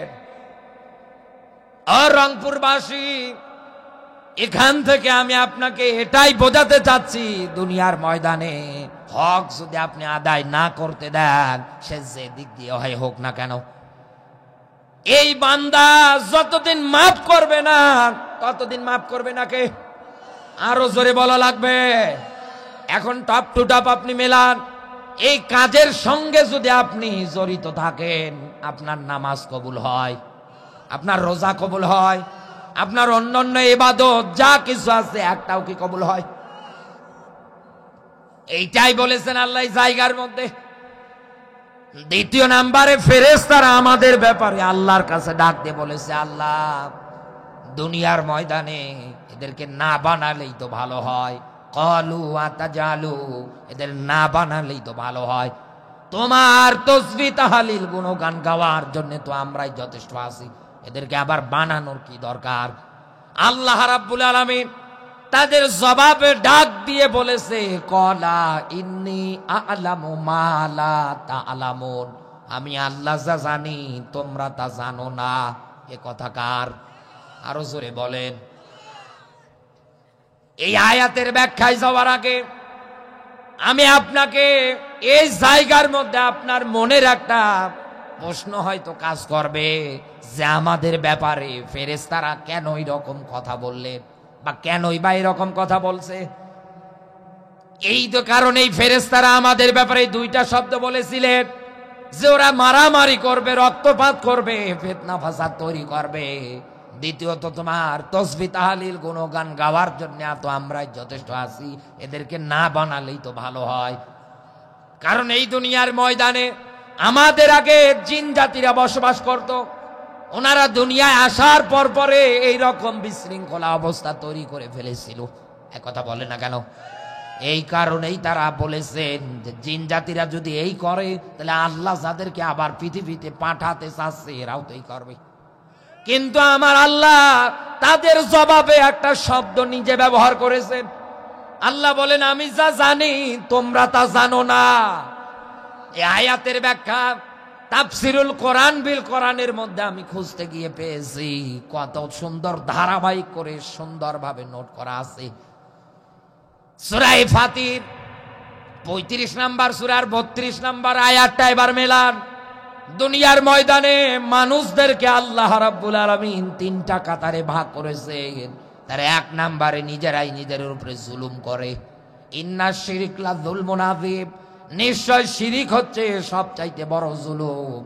দুনিয়ায় যারা শিরিক করেন, এই শিরিক করার কারণে আপনি জুলুমের কাতারের অন্তর্ভুক্ত। দুই নম্বরে এই দুনিয়ায় আপনি মাঝামাঝি অবস্থানকারী। তিন নম্বরে আল্লাহ এটাই বুঝিয়েছে, দুনিয়ায় আমার বান্দাদের মধ্যে এমন এমন মানুষ তৈরি হবে যারা এই দুনিয়ায় সত্যের উপরে টিকে থাকতে গিয়ে যদি জীবন দেওয়া লাগে জীবন দেবে, রক্ত দেওয়া লাগলে রক্ত দেবে, সম্পদ দেওয়া লাগলে দেবে, বাড়ি ঘর ছাড়তে হলে তারা ছাড়বে। তারপরেও এই দুনিয়ায় বাতিলের কাছে মাথা নত করবে না। এই হিসাব অনুসারে মেলান, কাজের মোল্লারা জীবন বিলিয়েছে, এরপরেও বাতিলদের কাছে মাথা নত করে নাই। কোরআনের পাখিকে কত কিছু লোভ দেখিয়েছিল, তারপরেও দেখেন বাতিলদের কাছে মাথা নত করে নাই। কামরুজ্জামান, মতিউর রহমান নিজামী, শহীদ মীর কাসেম আলী, এক কথা বলেন না কেন, হাসতে হাসতে তারা জীবন দিয়েছে। বরং আমির হামজা ভাই কারাগার থেকে বের হওয়ার পরে শহীদ মীর কাসেম আলী সম্পর্কে আমাদের বাস্তব কিছু তথ্য বলেছিলেন। এক কথা বলে না কেন, কি জীবন তার! মাত্র 3 ঘন্টা হাতে সময়, এরপরেই তাকে ফাঁসি দেওয়া হবে, মৃত্যুদণ্ড দেওয়া হবে, এর রায় কার্যকর। কারারক্ষীরা এসে ডাক দিয়ে বলছে, স্যার আপনার হাতের মধ্যে আর মাত্র 3 ঘন্টা সময়, এরপরেই তো আপনাকে ফাঁসি দেওয়া হবে। অন্য আরেকজন তার সঙ্গে যিনি আছেন ডাক দিয়ে বলছে, ভাই যেহেতু 3 ঘন্টা আমার হাতে সময়, আমি 2 ঘন্টা ঘুমাতে চাই। চিন্তা করে কি বলে, যার 3 ঘন্টা পরে দুনিয়ার আলো বাতাস পর্যন্ত বন্ধ হবে, আর এই জায়গায় 2 ঘন্টা ঘুমাবে কেমনে? ডাক দিয়ে বলছে, আমি শুধু এটা চিন্তা ভাবনা করতে করতেই তাকিয়ে দেখছি আল্লাহর বান্দা সাথে সাথে ঘুমিয়ে পড়েছে। টানা 2 ঘন্টা ঘুমাচ্ছে, চেহারার মধ্যে একটা বারের জন্য কোনো চিন্তার ছাপ নেই। 1 ঘন্টা হাতে সময় থাকতে আমি তাকে ডাক দিলাম। আল্লাহর বান্দা ওঠার পরে সুন্দর করে গোসল করে, নতুন কাপড় পরিধান করে, গায়ের মধ্যে সুগন্ধি ব্যবহার করে 2 রাকাত নামাজ আদায় করার পরে যারা ফাঁসিতে নিয়ে যাবে তারা এসেছে তাকে নিয়ে যাওয়ার জন্যে। বলছে, এবার চলেন যাওয়া যাক। লোকটা বলছে, আমি তাকিয়ে দেখছি মনে হয় নতুন জামাই যেমনে ভাবে আনন্দ নিয়ে তার শ্বশুর বাড়িতে যায়, এই লোকটাও মনে হয় ওই কাতারই যাচ্ছে। একটা বারের জন্যেও তার মনের মধ্যে কোনো ভয় কাজ করে না। কারণ আপনাকে এই জায়গায় আমি একটা ব্যাখ্যা দিচ্ছি, আল্লাহর এই আয়াত অনুযায়ী দুনিয়ায় যারা সত্যের পথের পথিক হয়, আল্লাযী খলাকাল মাউতা ওয়াল হায়াতা, এখানে শব্দটা হওয়ার কথা ছিল আল্লাযী খলাকাল হায়াতা, না দিয়ে আল্লাহ মাউতা দিয়েছেন। তার মানে আল্লাহ ঈমানদারদের এটাই বুঝিয়েছেন, এই দুনিয়ার ময়দানে আমি আল্লাহ আগে মরণ বানিয়েছি, মরা লাগবেই তোমাদের। এই জন্যই তারা ফাঁসির দড়িতে জীবন দিয়েছে, এরপরেও বাতিলের কাছে মাথা নত করে নাই। কারণ ঈমানদারেরা জানে, আমি এপারে দুনিয়ায় জীবন দিয়ে যাব, ওই পারে আমার আল্লাহর সঙ্গে আমার সাক্ষাৎ হবে। আর জালেমেরা যে ফাঁসির দড়ি বানিয়েছে, ওটা তো ফাঁসির দড়ি না, ওটা আমার জন্য ফুলের মালা। আল্লাহ বলেন, এই রকম একটা কাতার দুনিয়ায় তৈরি হবে, যারা দুনিয়ায় সত্যের উপরে প্রতিষ্ঠিত থাকবে, নিজেও অন্যদেরকেও আহ্বান করবে। এতে গিয়ে যদি জীবন দেওয়া লাগে তারা দেবে, সম্পদ বিলানো লাগলে বিলাবে, ঘর বাড়ি ছাড়তে হলে তারা ছাড়বে, এরপরেও বাতিলের কাছে মাথা নত করবে না। আপনি কি এই কাতারটায় আসতে পেরেছেন? হ্যাঁ, আপনি কি আছেন এই কাতারটায়? আছেন? আল্লাহ যেন তৌফিক দান করে, বলেন আমিন। আরো জোরে বলেন আমিন। নবীজির প্রতি দরুদ, মানবতার মুক্তির মডেল, মানবতার মহান আদর্শ, মানবতার শিক্ষক নবী কুর শিরোমণি নবী মুহাম্মাদুর রাসূলুল্লাহ সাল্লাল্লাহু আলাইহি ওয়াসাল্লাম। জবান সেরে কোরআনের সোনালী আয়াত আমার সঙ্গে পড়ে না আউযু বিল্লাহি মিনাশ শাইতানির রাজিম। বিসমিল্লাহির রহমানির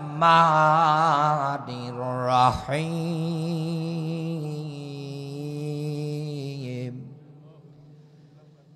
ইয়া আইয়ুহাল্লাযীনা আমানু তাকুল্লাহ।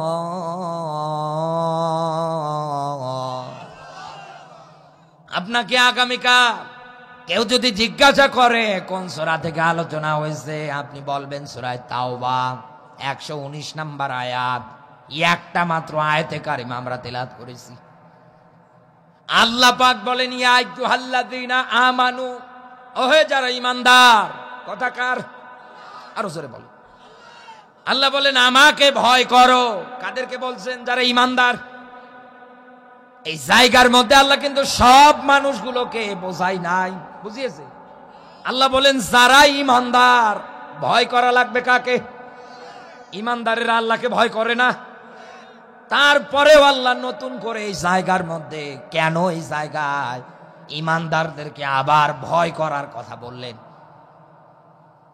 কারণ এই দুনিয়ার ময়দানে অনেক মানুষ আছে নিজের মন মতো ঈমানদার দাবি করে। এক কথা বলে না কেন? মাথায় টুপি দিয়ে, মুখে দাড়ি নিয়ে, গায়ে একটা পাঞ্জাবি দিয়ে ও দাবি করে ঈমানদার। মসজিদের সামনের কাতারে গিয়ে সেজদায় পড়ে থাকে।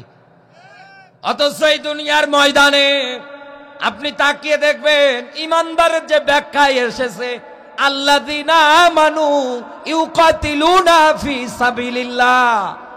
আল্লাহ বলেন যারা ঈমানদার ওরা লড়াই করে, সংগ্রাম করে আল্লাহর পথে, কোরআনকে বিজয়ী করার জন্য দুনিয়ার ময়দানে বাতিলের বিরুদ্ধে তারা অস্ত্র ধরবে।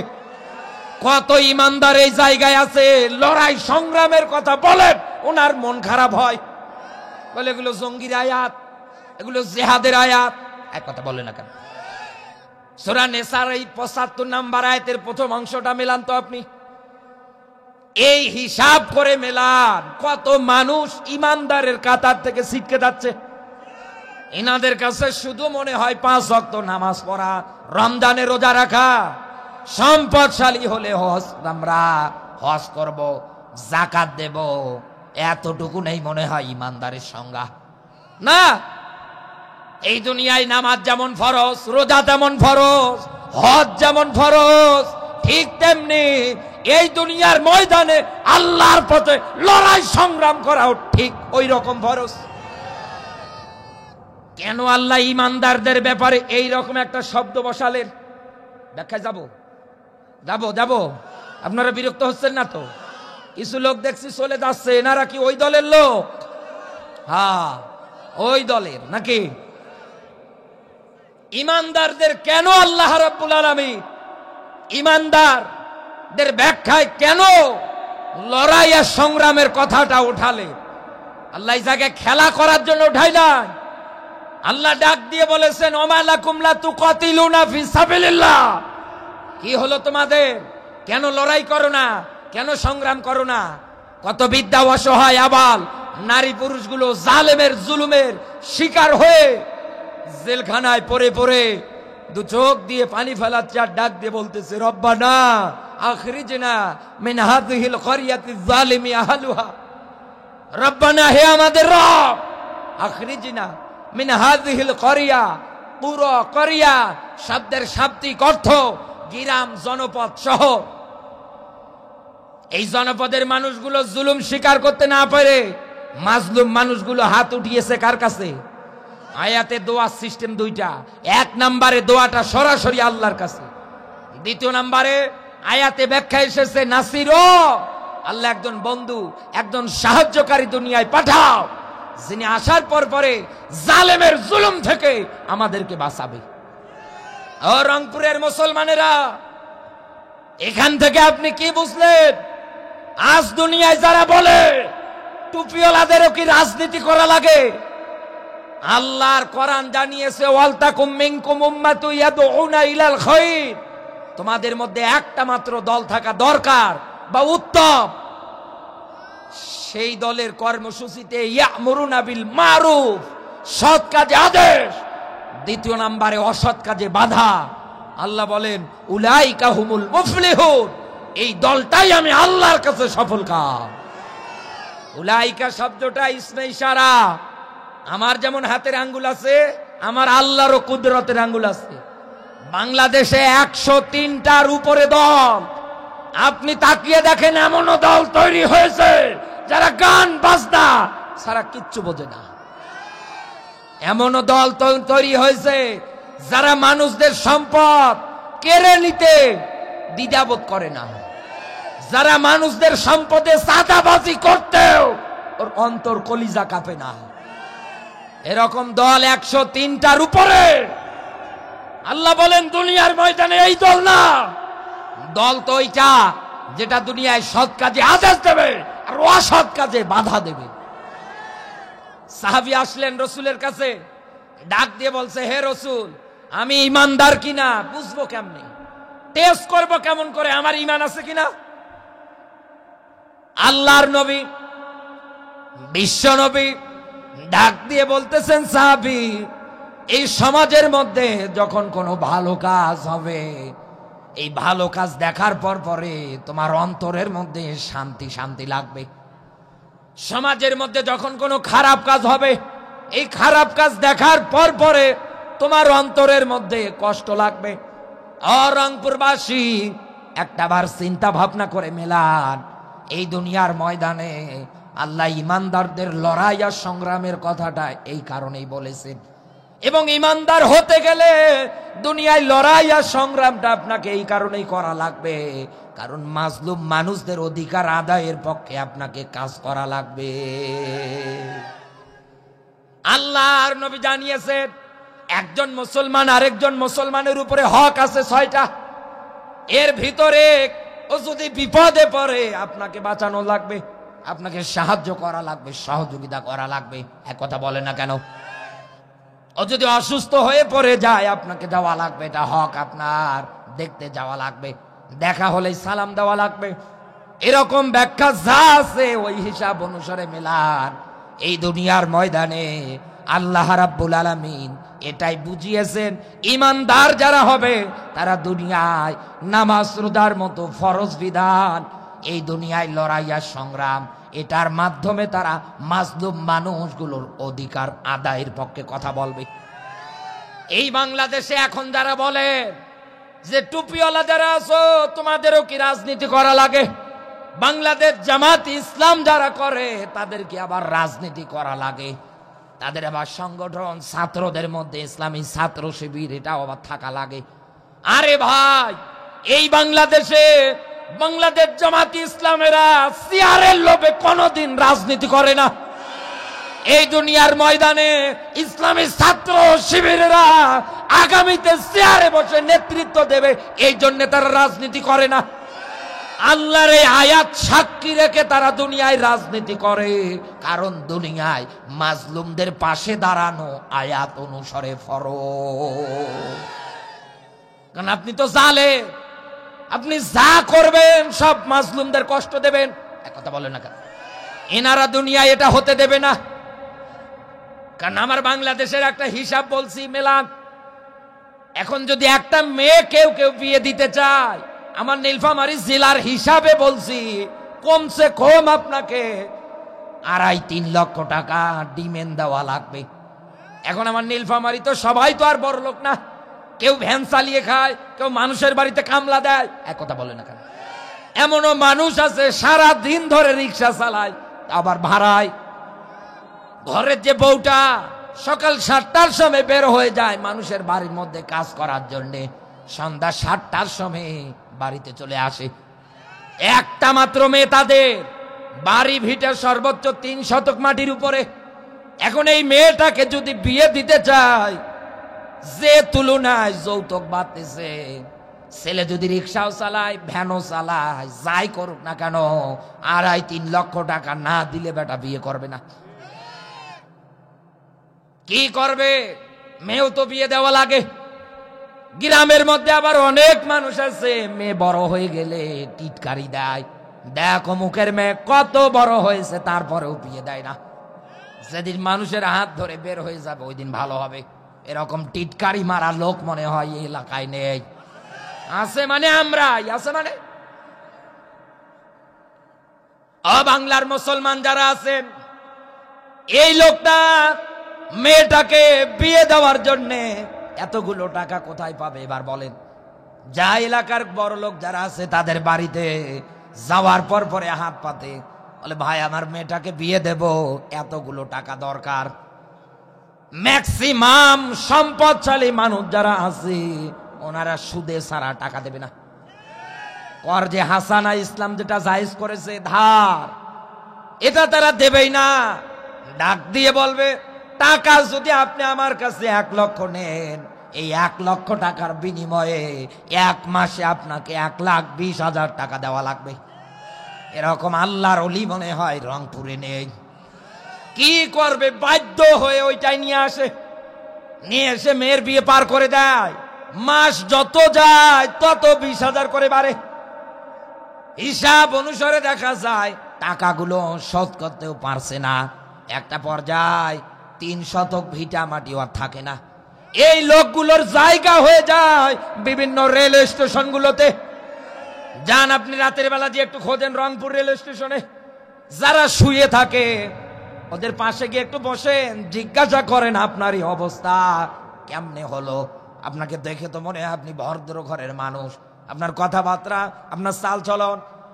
আমি বাস্তব অভিজ্ঞতা নিয়ে কথাগুলো বলছি আপনাকে। বাংলাদেশের কম বেশি জেলাগুলো আমি একাধারে সফর করেছি। আমাকে আমাদের পার্শ্ববর্তী দেশ ইন্ডিয়াতেও 2 বার নিয়ে গিয়েছে আল্লাহ।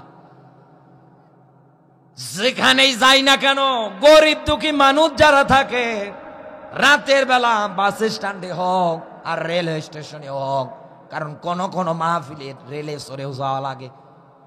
স্টেশনে আসার পরে দেখি কমসে কম 2 ঘন্টা 2.5 ঘন্টা ট্রেন লেটে চলছে। কি করবেন ওই সময় এত রাতে? গরিব দুঃখী যারা আছে তাদের পাশে বসি কিছু টাকা সহযোগিতা করলেও মনটা ভালো হবে। কারণ না তো গরিব, ওনাদের সঙ্গে বসে তখন 2-1 কথা বলা শুরু হয়। এবার যখন জিজ্ঞাসা করবেন আপনি এই জায়গায়, মারি আপনার সেই ঢাকা আর পরে আছে নীলফামারী রংপুর রেল স্টেশনে, কোন কারণে? বলে ভিক্ষা করে খাই আমি। কেন? তখন ওনার জীবনী শুনবেন, আপনার চোখ দিয়ে পানি পড়তে বাধ্য হবে। এই দুনিয়ার ময়দানে রাসূল জানিয়েছেন, যারা সুদ দেয় এবং নেয়, যারা এটা লিপিবদ্ধ করে, যারা এটা সাক্ষী থাকে, কিলাহুমা ফিন্নার, সবগুলোই জাহান্নামের আসামি। এক কথা বলে না কেন? এই দুনিয়ায় বাংলাদেশ জামাত ইসলামী, ইসলামী ছাত্র শিবিরেরা এই কারণে মাঠে ময়দানে আন্দোলন, লড়াই, সংগ্রামের ডাক দেয়, যাতে করে নতুন করে এই রকম যৌতুক প্রথা দিয়ে, এই ঘুষের মাধ্যমে অন্য একটা পরিবার মাজলুম, জুলুমের শিকার, নির্যাতনের শিকার না হয়। আপনি তো আন্দাজে লাফান, আপনি তো আন্দাজে চিল্লান, এক কথা বলেন না কেন? কারণ চাকরি যদি নিতে চান ওই জায়গার মধ্যেও গিয়ে দেখবেন টাকা ছাড়া চাকরি হয় না। এই জন্য তো বৈষম্য বিরোধী ছাত্র আন্দোলনেরা জীবন পর্যন্ত বিলিয়েছে, কোন বৈষম্য ভেদাভেদ রাখবে না। একটা লোক গরিব হওয়ার কারণে ছেলেকে অনার্স মাস্টার্স পর্যন্ত কমপ্লিট করাচ্ছে, নিজের গায়ে রক্ত বিক্রি হলেও পড়াচ্ছে। ইনার ছেলেটা চাকরি পায় না। আর যে বেটা 3 বারেও ইন্টারে পাশ করতে পারে না, ও চাকরি পেয়ে মিষ্টি বিতরণ করে। শেষ পর্যন্ত একটা ভালো যোগ্যতা সম্পন্ন ছেলে বিভিন্ন হোটেলের ম্যাসিয়ার, নতুবা রিক্সা চালায়, নতুবা গার্মেন্টস গিয়ে খাটছে। এক কথা বলে না কেন? এই দুনিয়ায় ইসলামী দল যা আছে বাংলাদেশে, ওনারা চায় না এরকম ঘুষ নামক প্রথা দিয়ে এরকম যোগ্য মানুষগুলোকে অপমান করা হোক। তারা এগুলো দুনিয়ার থেকে একেবারে উকরিয়ে ফেলতে চায়। কারণ তাদের ব্যাখ্যা জানা আছে, দুনিয়ায় কোন জালেম, কাফের, বেঈমান যদি একবার ক্ষমতার চেয়ারে বসে যায়, আইজ্জাতা আহলিহা, সম্মানিত মানুষগুলোকে ধরে আর অপমান করে। 2 নম্বরে ওরা বিশৃঙ্খলা তৈরি করে। 3 নম্বরে আল্লাহর আইনগুলো একটা একটা করে উঠিয়ে দেয়। 4 নম্বরে নিজেও আল্লাহর আইন মানে না, অন্য আরেকজনকেও মানতে দেয় না। আমার বন্ধুরা, তাহলে এই জায়গার মধ্যে আল্লাহ কোন ইমানদারের কথা বলেছেন? নিজের মন মতো ঈমান আনলে হবে না।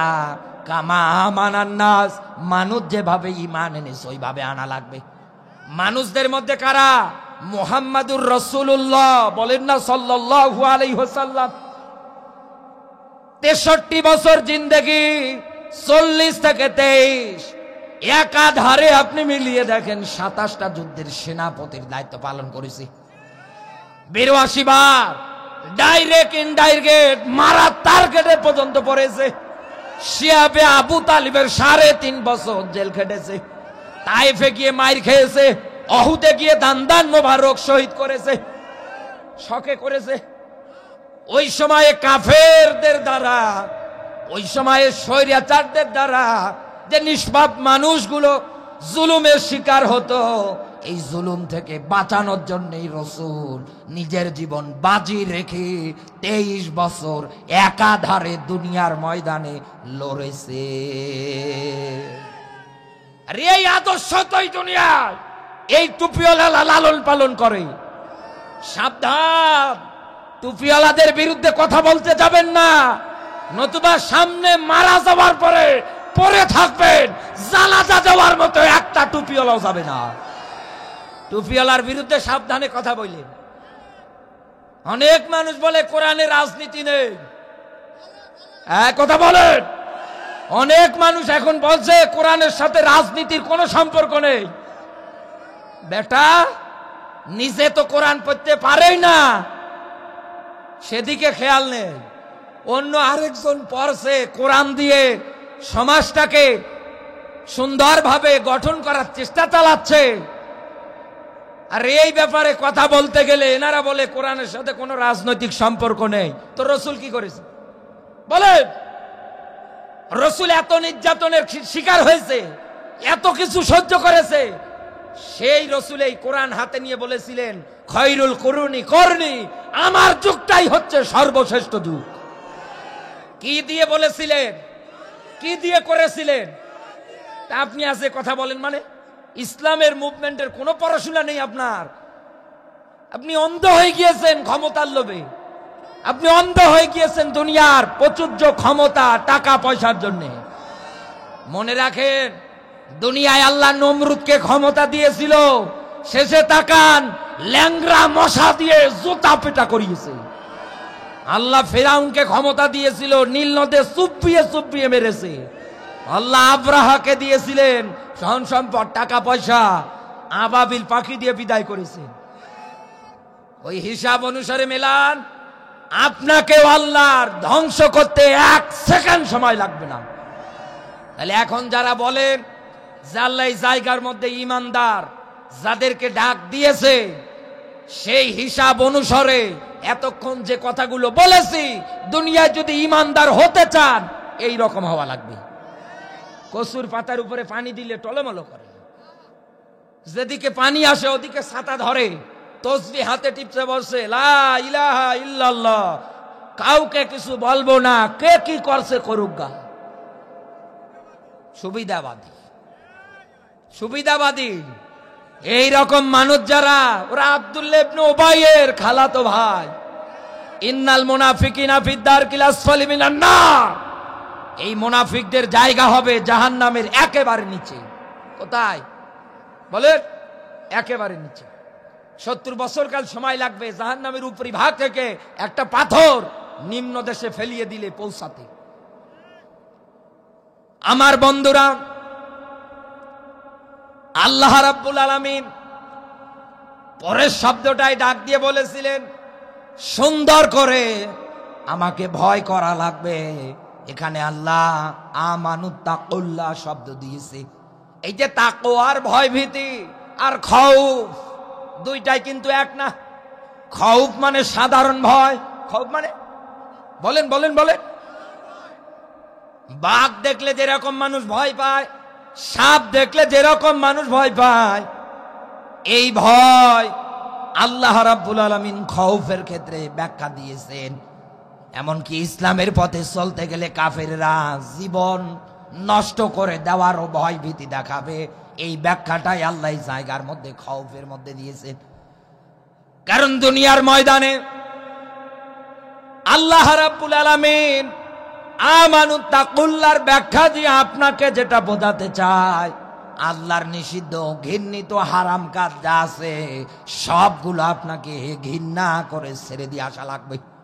এক কথা বলে না কেন?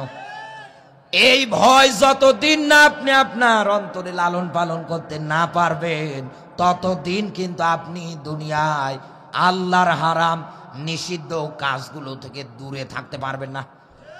কারণ আল্লাহর কোরআন জানিয়েছে, ওমা আতাকুমুর রাসূল, আমার রাসূল যা আদেশ দেয় মেনে নাও, যেটাতে নিষেধাজ্ঞা দেয় এটা থেকে দূরে থাকো। আর রংপুরবাসী, এর পরে শব্দটা আল্লাহ রাব্বুল আলামিন দিয়েছে, আকুনু মাস সাদিকিন, দুনিয়ায় তোমরা সত্যবাদী মানুষ যারা আছে এদের সঙ্গী সাথী হও। কথা কার? আরো জোরে বলেন। এই আয়াতের ব্যাখ্যা বুঝতে গেলে আপনাকে সূরা নিসা 4 নাম্বার সূরা 5 নাম্বার পারার 69 নাম্বার আয়াতটার মধ্যে যাওয়া লাগবে।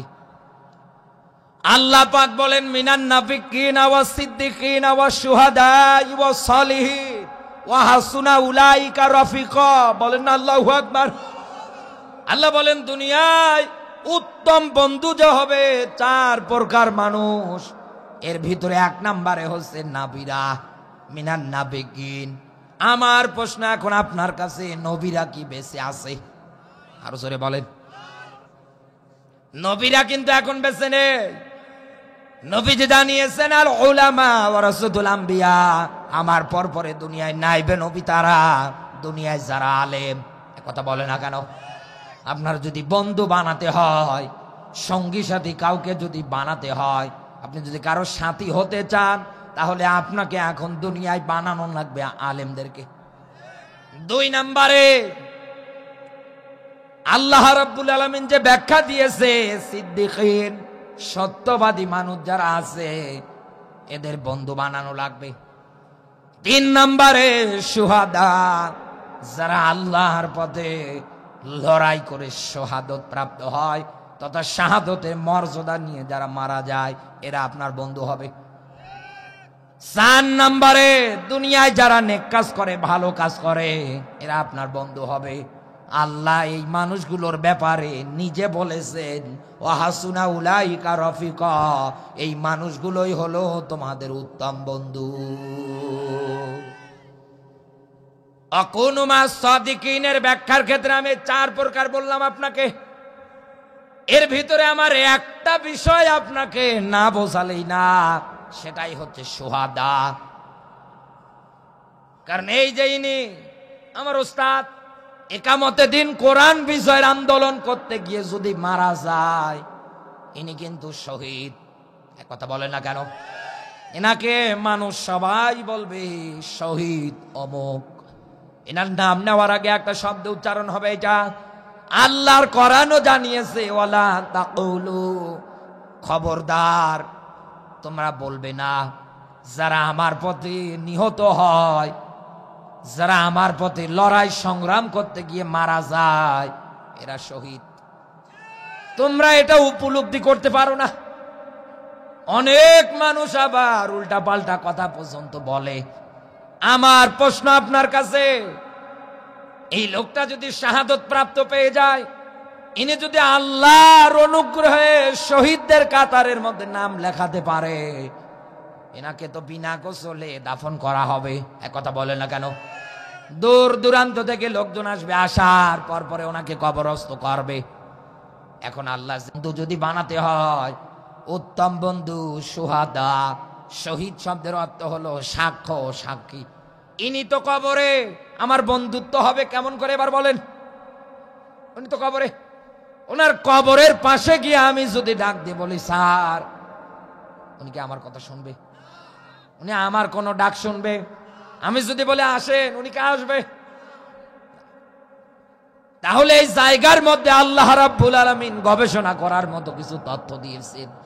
আল্লাহ বলেন আফালা ইয়াতাদাব্বারুনাল কোরআন, কি হলো তোমাদের, কেন তোমরা কোরআন নিয়ে গবেষণা করো না?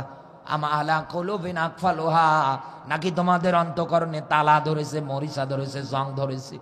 আল্লাহ রাব্বুল আলামিন আপনাকে গবেষণা করার জন্য ইঙ্গিত দিয়েছে। তার মানে এটাই, এই জায়গার মধ্যে আপনার কাছে পরিষ্কার ভাবে মেনে নেওয়া লাগবে, এই লোকটা যতদিন দুনিয়ায় বেঁচে থাকবে ততদিন আপনাকে এনার সঙ্গে সঙ্গ দেওয়া লাগবে।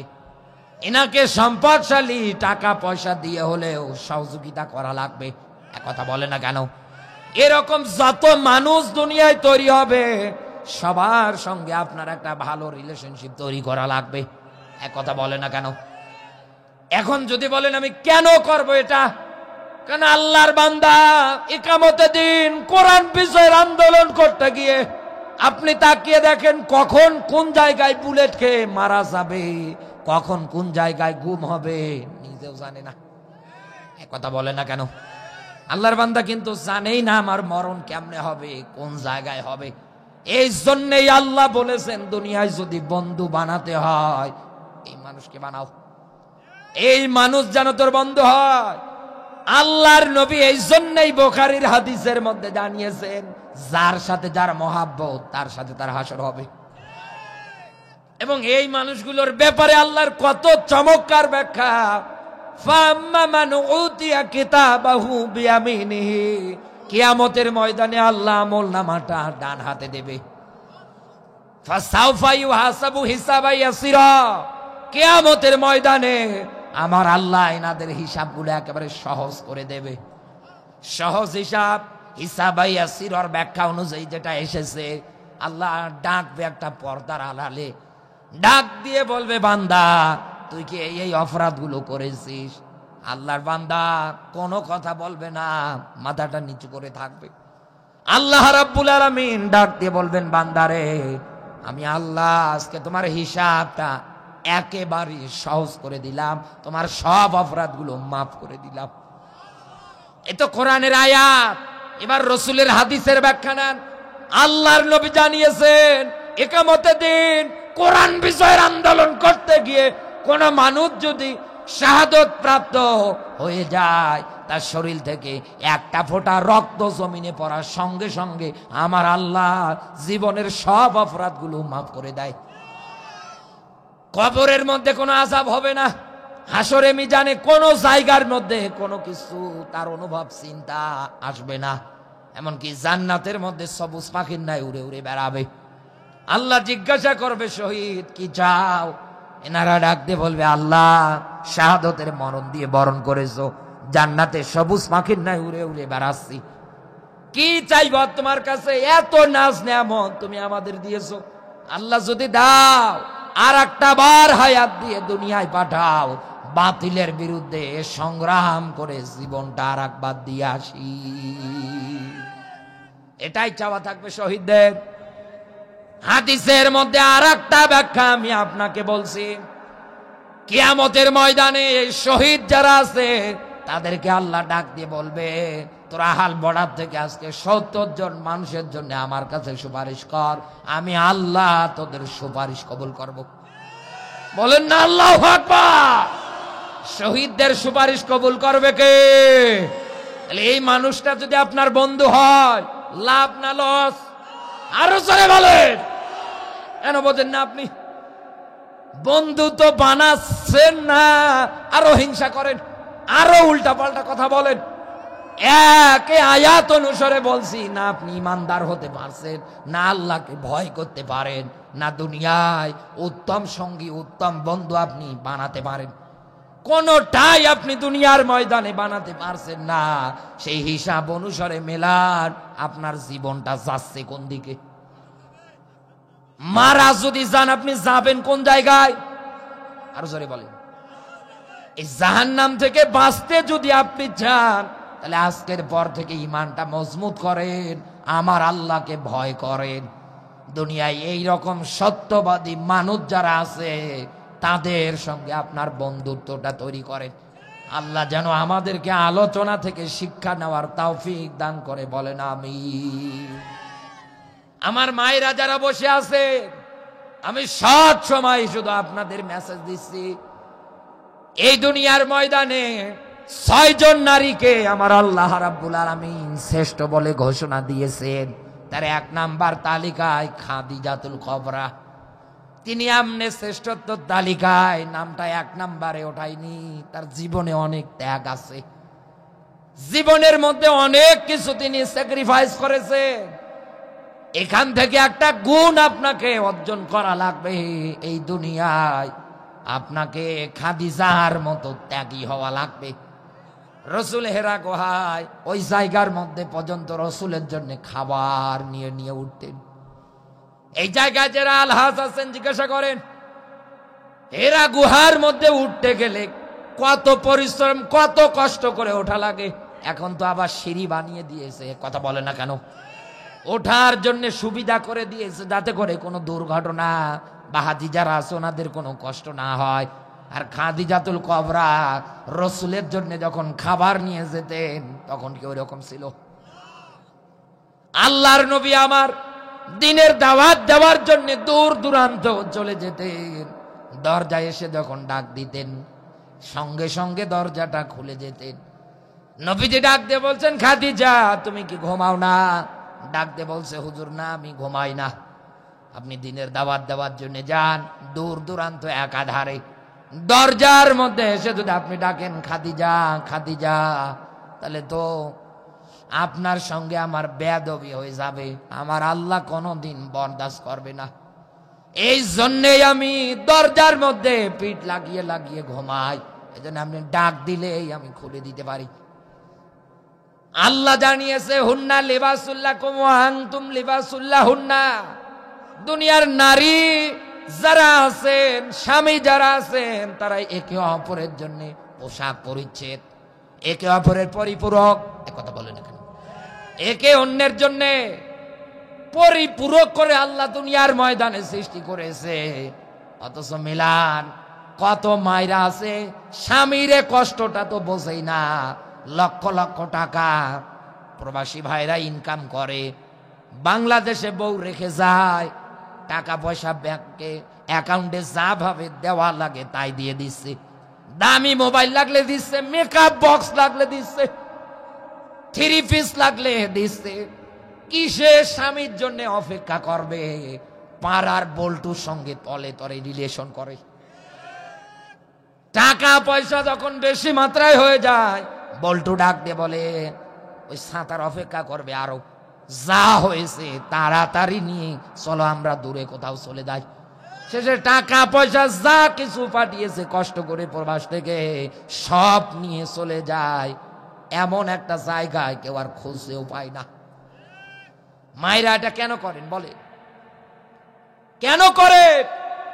খাদিজার মতো আপনি যদি আদর্শবান নারীর পরিচয় দিতে চান, তাহলে আপনি স্বামীর জন্য অপেক্ষা করেন।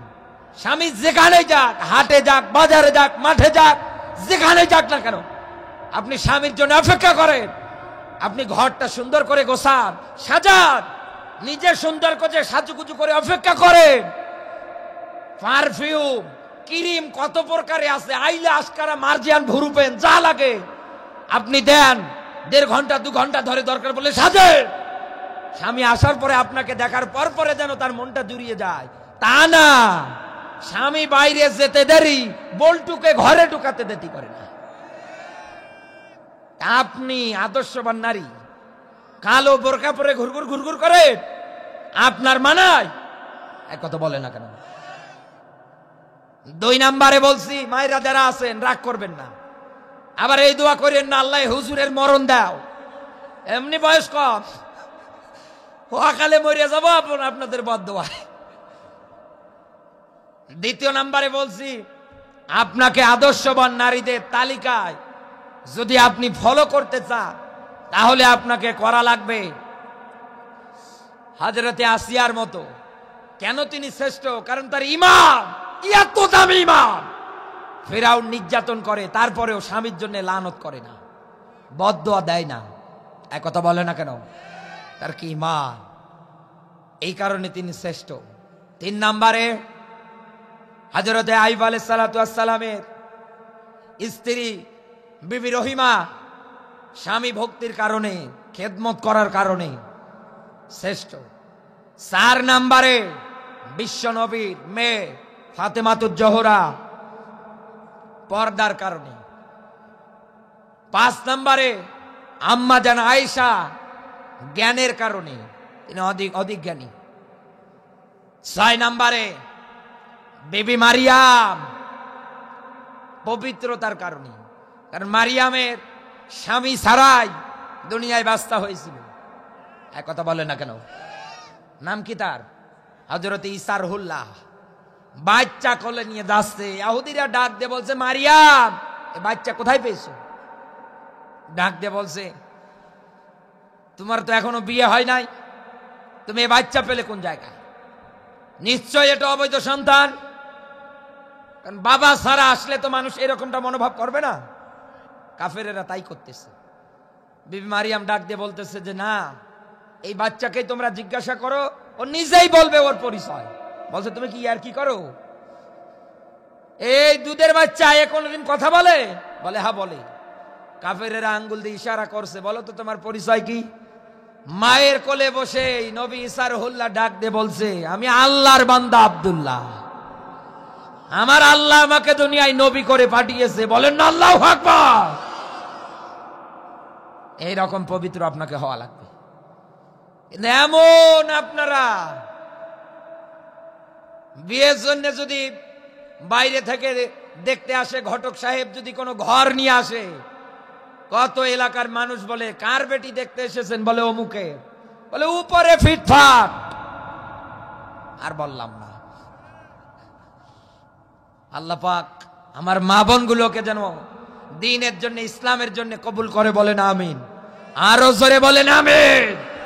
আল্লাহ তাআলা পরিপূর্ণ ইসলামী জীবন ব্যবস্থা মেনটেন করে আল্লাহ আমার মা বোনগুলোকে যেন কবুল করে, বলেন আমিন।